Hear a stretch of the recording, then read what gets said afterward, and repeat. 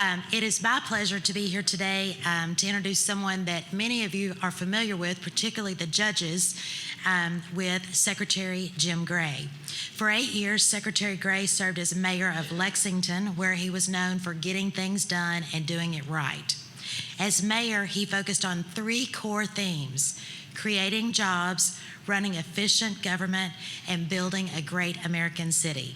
In 2018, Lexington was named the 4th best run city in the country. Also, the judges here may know Secretary Gray as being a leader in the COVID-19 vaccine project. So we appreciate his assistance in that and keeping us all safe. Thank you for that. I want to, if I may, take just a moment and do a shout out to my good friend Bobby Joe Lewis, who is talking and not paying attention to me whatsoever. I'm giving you a shout out. Bobby Joe, I'm gonna clap for Bobby Joe. Bobby Joe served Anderson County for a little over 30 years, and she was county attorney, and that's how we became friends. She was a leader with the County Attorneys Association.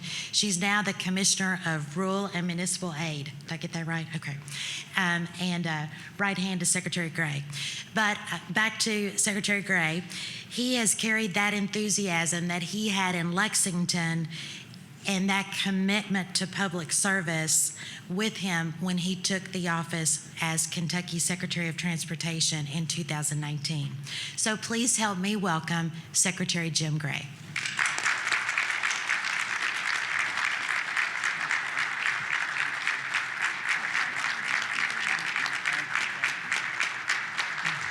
Thanks, sir. Oh my goodness, y'all. I didn't deserve that. Somebody started that up here in the front, I know. Probably Bobby Joe. Hey, it's great to be with y'all today. It really is. And I have to, fortunately, Jim and Judge Taylor, Judge Jim Henderson, and Judge, fortunately, a few of y'all recognized that it was about 9 o'clock and came on in and filled up these front seats a little bit. But Jeff Boone, hold your hand up. Jeff was from Caldwell County. Jeff was saying earlier when I said I might as well come back here and stand in front of you all and talk because this is about all that's going to be in the room, it looks like. And he said, yeah, the Baptists are in the back row. Yeah. Well, it really is great to be with you all. And I was thinking on the way over. The first thing I wanted to say is thank you for your public service. That deserves an applause line from you all. Having been a mayor, having been on the city council for 4 years and then mayor for 8 years, I learned that yes, as folks say, it can be a thankless job, but it's also incredibly rewarding. And you all are boots on the ground where the rubber meets the road, and you're able to see when things get done. And I think that for me was probably arguably the most rewarding thing about being mayor and in this role today. Because some people still will say to me, Jim, why in the world you do that? Well, because number one, I want to play in the fourth quarter, and I like work, and I'm probably like many of you all, and that when you get that inspiration from the job you're doing, then it carries you into the next day, and there's a lot of reward in that. So, all right, Jeff, you also said something that gave me a little bit of encouragement, because you said you like the way that I give some of these talks because I give the facts, and sometimes I have to refer to my notes in order to get those facts. So you all will just hang with me today, and if we have time, well, I think we got 30 minutes, so we probably won't have much time for questions. You got 27:18. All right, Judge. I'm glad to see that clock. Okay. Well, Amy, I want to thank you for the introduction. Thank you very much. I was in Warren County. I think I mentioned to you in Bowling Green for a funeral service just on Saturday, and a good friend of mine passed away who had been on who'd been a business acquaintance, Pete Mahurin, who was a really great guy.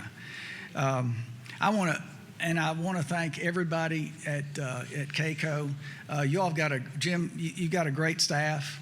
You do great work, and it's really important for the state.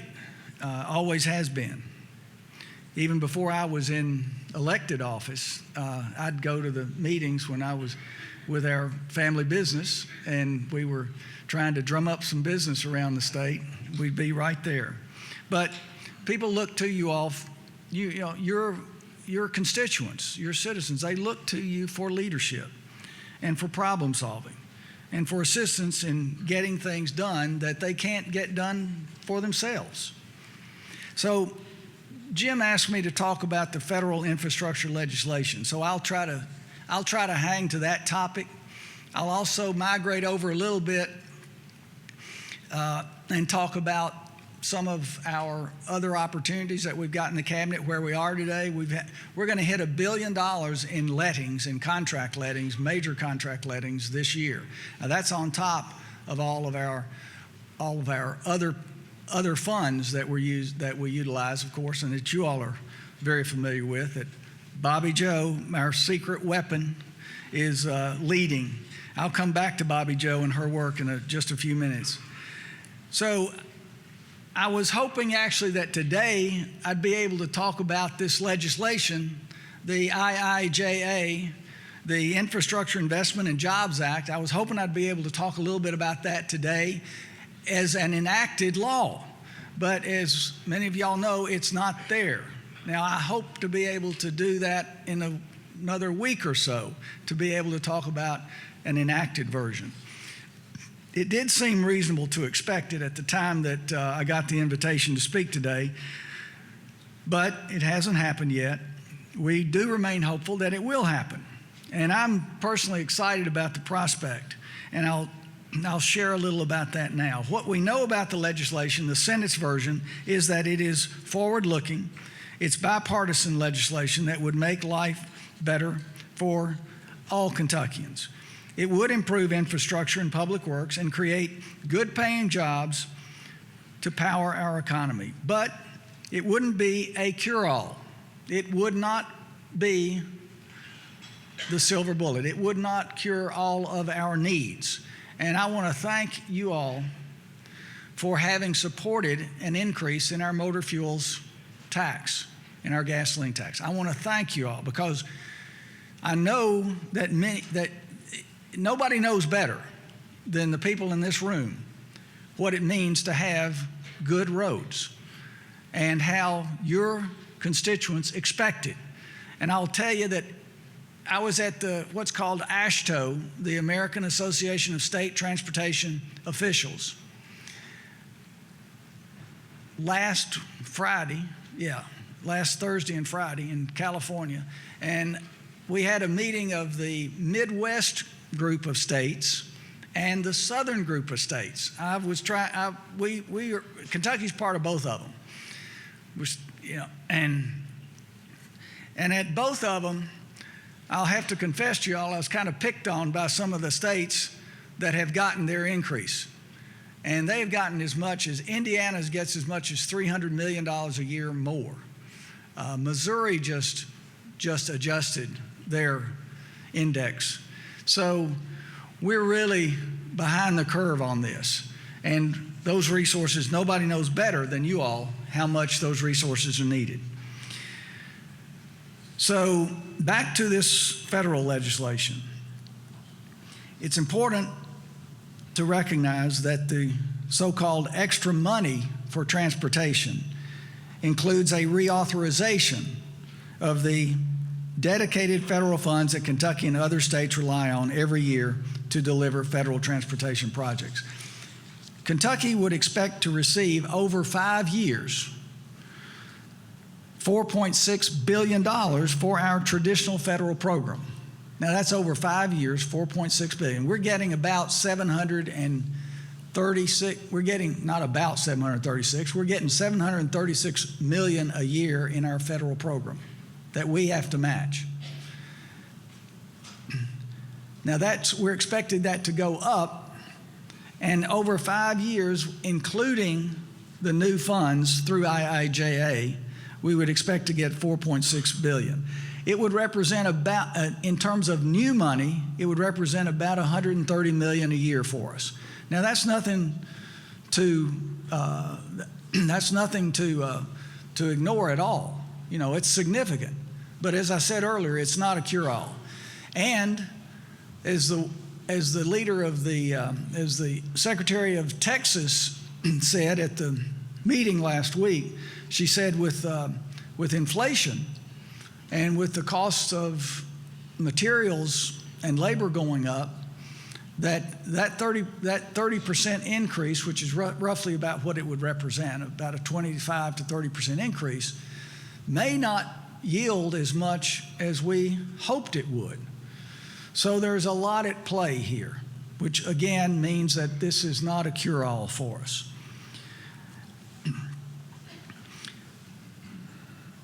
The Senate bill, let's go back to it just a little bit more for some facts here.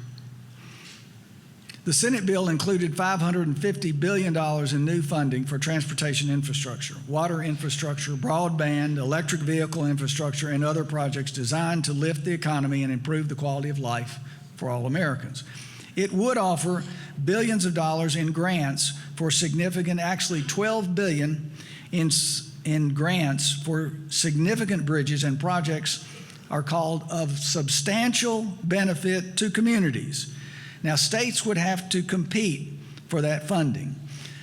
Governor has made it real clear that he will fight for every available federal dollar to tackle some of our greatest transportation priorities in Kentucky. And those priorities that Governor Beshear has indicated we need to fight for, and he will fight for, include a second bridge and other improvements to the Brent Spence Bridge corridor through northern Kentucky and Cincinnati. That's a companion bridge, a new bridge to the west of the existing Brent Spence. It also includes a new Ohio River Bridge for I-69 to Henderson. And completion, there we go, and completion, that could have been an applause line, yeah, especially for Western Kentucky, right. And completion of the Mountain Parkway expansion in Eastern Kentucky. So those are the three major projects that we could see some hope on the horizon for through this new infrastructure legislation. We do believe we've got some really strong candidates there. Now, I said a minute ago that the federal infrastructure bill, even if it passes in the current form, won't be the cure-all. And here's what I mean by that. Our mission at the Kentucky Transportation Cabinet is to provide a safe and reliable transportation system that delivers economic opportunity and enhances the quality of life for all Kentuckians. A lot of our mission boils down to roads and bridges. Now, I'm oversimplifying, but this audience will know exactly, you all know exactly what I mean by that. The Cabinet maintains nearly 64,000 lane miles of pavement and over 9,000 bridges. 64,000 lane miles of pavement and 9,000 bridges. That's the 7th largest bridge network and the 8th largest pavement network in the country. I don't know if y'all knew that or not, but that's where Kentucky lands. And that's why we have to have the resources to keep up with others, with our competitors, and to make our constituents feel better about themselves and their communities and economic opportunity. So your county governments actually and city governments have responsibility for more than 5,000 local bridges. Our Division of Maintenance says 534 of state-maintained bridges and nearly 9,000 miles of pavement are in poor condition. The price of bringing all of those assets up to good or at least fair condition is estimated at $2 billion. Now that's over a period, we estimate that we could bring it up to fair or good over a period of 5 years. And that would represent a little over $350 million a year of new funding that it would take. So it's, for multiple reasons, we've got pressure on our revenues. The revenue program that pays for highway and bridge maintenance and construction is under increasing strain. Part of that strain is weather-related. For several years now, and many of you in this room know about it because you've experienced it, we've been hit with a series of weather disasters: snow and ice, flooding, windstorms, tornadoes. We've seen it all. These are not freak accidents or occurrences anymore. They're occurring regularly, and they're very costly. You all know it firsthand. During this administration, since January of 2020, we have incurred $143 million in emergency repair costs for declared disasters. Of that total, a little over $5 million was for the emergency repair for the Brent Spence Bridge in Covington. The rest was for weather-related damages. Now, it's important to remember that federal funding, whether from FEMA or the Federal Highway Administration, is reimbursement. It's not upfront money. So we basically have to cash flow these emergencies. So again, $143 million, and that's a number that we're dealing with and addressing annually. We have to draw on state funds to cover the cost of the disaster, and then we apply for reimbursement. And FEMA reimbursement is not at 100%. It's more like 75%. The result is further stress on the road fund that's already inadequate for meeting our statewide transportation needs. Now, I'm sure most of you know, many of you know, that a large part of our available funding for the highway program, including all of our county and municipal road money, comes from the motor fuels usage fee, the gas tax. Motor fuel revenues have essentially been flat since 2015, and I realize I'm preaching to the choir here, but I think it's important that we reinforce this. Kentucky's gas tax, well below, already said it, have to punctuate it, well below those of most of our neighboring states. Illinois, Indiana, Ohio, Virginia, and Tennessee have raised their gas taxes in recent years. Tennessee goes even further by allocating a portion of state sales tax to transportation. As our neighbor states have adjusted their motor fuels user fees, it's become harder for Kentucky to compete for new industry. And now that's important because competition for industry often includes investing in highway improvements. Prime example is the Hardin County site where Ford and SK Innovation plan to build a battery plant that you heard the governor talking about yesterday, that we all know about. The I-65 interchange at Glendale, it's been in the highway plan for years, will be expanded, will be created new. Now, there's another development, of course, actually a national and international trend adding to the need for Kentucky to have a new revenue model for transportation funding. And that trend is, of course, the popularity of electric vehicles and hybrids, on top of increasing fuel efficiency in traditional motor vehicles. So we've got this intersection of increasing efficiency of combustion engines and the electric vehicles, and a flat revenue stream today with our gas tax. So you can see that, these are not really great trend lines. The convergence of these are not good trend lines. The major automakers are moving, of course, toward the electric vehicles. General Motors has announced by 2035 it will not be producing any combustion engine-driven vehicles. Brands like Cadillac, Mustang, Hummer, Ford trucks, all moving. Now, it won't happen overnight, but it's a little bit of this is like that frog in boiling water syndrome. That frog doesn't really realize until the heat's dialed all the way up that he's expired. And that's a lot like where we are today. I didn't recognize this before I got this job, and I think that's one of the reasons that You all are ambassadors. You see, you know what the needs are, and you can share that. Ford Motor late last year introduced the F-150 hybrid pickup, now ramping up production on all electric F-150 Lightnings. Point is, of course, I've already said it, I'm going to say it again, electric vehicles and hybrids no longer restricted to a few brands with names like Prius and Tesla. Now, let me shift gears a bit. Judge, I'm seeing the clock here. I've got 8 minutes. I thought I was going to get to Bobby Joe earlier.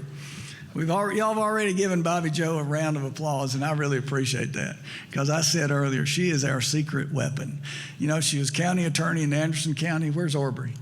Where's Judge? Yeah, there we go. Judge. What'd you say? County Attorney of the Year as well. And so I say she's our secret weapon, and she's got a good team working with her. I want to introduce all of them. I want to ask y'all to stand up here. Doug Taylor, who's covering the west for us, western part of the state. Kenny Morgan covering the south for us.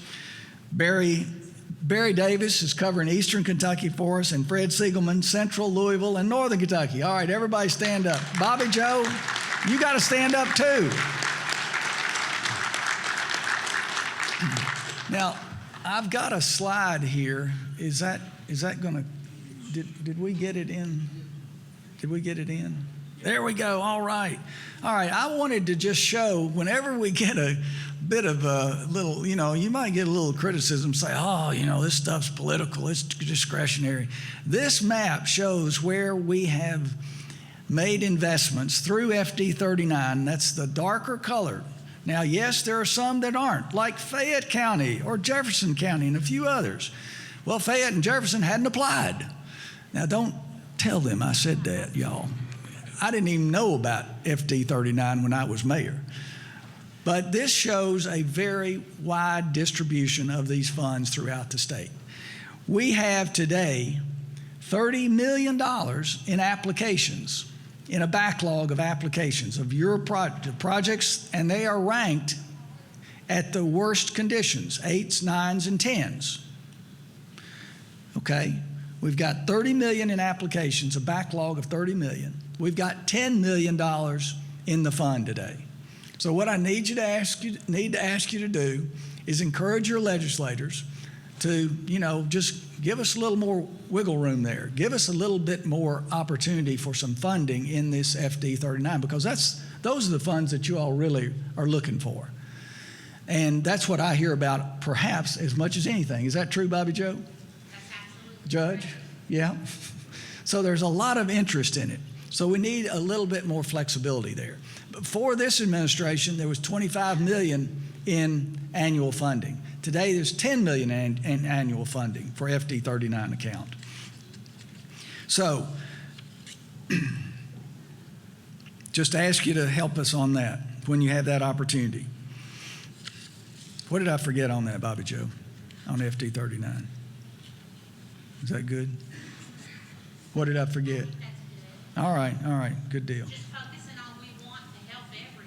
Yeah, we want to help everyone, that's it. Right. Okay. So 95 counties have received, that's what this map shows us, 95 counties have received funding through FD 39. It totals about $37, almost $40 million, and the distribution has been border to border. These are roads with names like Big Rock and Hatcher's Creek, Happy Top, Maggard Hollow, just to name a few of them. I think you all understand what we're doing is we're trying to distribute this responsibly across the whole state. All right, let's now jump over to one more thing. I've got one more thing I want to share with y'all in my 4 minutes I've got here, Judge. School related. What's that? Yeah, we got one more slide. This second map helps illustrate two of Governor Beshear's top priorities: school safety and highway safety. The governor recognized early on we had an opportunity to contribute to both, to make streets and roads near our schools safer. Safer for students, educators, families, for pedestrians of all kinds, and also for motorists. We had $23 million to work with in the biennium, so over 2 years. The money was already allocated in the highway plan. So it was a question of priorities. The governor's priority was to protect students, educators, and families. And he asked our engineers at the cabinet to identify potential sites and types of projects. Each of our 12 highway departments, districts, they worked with our engineers in Frankfort and locally, and they mapped school locations all across Kentucky. They also used crash data for roadway segments and intersections. They worked with the local school officials. They flagged sites that were within a half mile of a school and which were considered to have had excessive crashes. From all that data crunching came a list of some 77 safety projects in 49 counties, and they are displayed here on this slide. Now, these projects have taken many forms. They include what the engineers might consider simple fixes, such as new striping to increase visibility of crosswalks and traffic lanes, retrofitting traffic lights with reflective backplates that greatly increase their visibility even in bright daylight. But many of these projects have involved design and construction of turn lanes as well, new entrances to school campuses, sidewalks, and signalized pedestrian crossings. In each case, the objective was safety. That's what the governor asked us to do, and that's what we did our best to implement. Protecting young lives and bringing transportation resources to bear on projects that help make a better Kentucky. So, with 1 minute and 56 seconds, I'm about there. Listen, y'all, thank you so much. It's a real honor for me to have this role, to work for Governor Beshear. When he says Team Kentucky, he means it. In some respects, I say routinely that this is the first job where I've really had a boss, and I don't think I could have a better one. This guy is on his game all the time. I think you saw that yesterday, those of you who are here for his remarks. I'm not being partisan about it. We're trying to do this in a way that isn't about partisan politics. That's about what's best for Kentuckians. And that's why I wanted to show these slides today, what we're doing, the distribution, the wide distribution of projects that we've got going on throughout the state. So, thank you all very much, with 1 minute left. Thank you all. Oh, yeah, I've got it.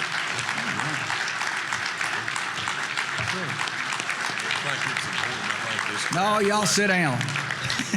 So the judge said, if we got some questions, I'll take them. And I'm so thankful I got Bobby Joe here because she can answer most of them. No, seriously, if anybody's got a question, or I know a couple of y'all said that you wanted to catch us after this, and we'll meet you right over here, and then we'll go outside and we can meet in the hallway. But anybody's got anything for the whole group, happy to entertain it.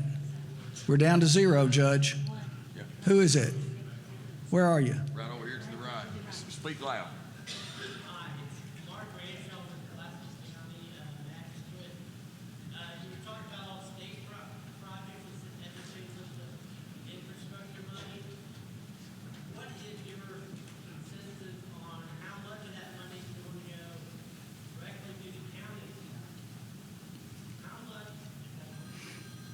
Can everybody hear me? Okay. How much of that infrastructure money will be earmarked to go directly to the counties to help on county roads? There's a lot of us that are suffering. I mean, in my district, I'm on a 100-year road plan. There's not a single one of my county roads that's going to last 100 years. Yeah. We need to get money for our roads directly to the counties, and it's been getting lower and lower every year. What kind of programs are you working on to get money directly to the counties for their county roads? Yeah, and I'll lean on Bobby Joe here a bit, but I can say that the formulas aren't fully set out yet for the IIJA funding. We would get that as the regulations are developed, as the regs are developed. But my hope would be, and I say this genuinely, that we would be able to fuel some of these needs in our counties. Absolutely. Bobby Joe, you want to add to that? Everything the secretary said is absolutely correct. We are working on the rural and municipal aid from counties. We understand the importance of all that to you all. If you've not taken advantage of programs in rural and municipal aid, please call me. Let me give you one of my cards or see your field rep. We have several programs already. Just remember that remember what I said about the gas tax. We got a ceiling on the revenue sharing that really occurs right there. So that's where we're going to get more of a boost when we get relief there. Thanks, Secretary. Yeah.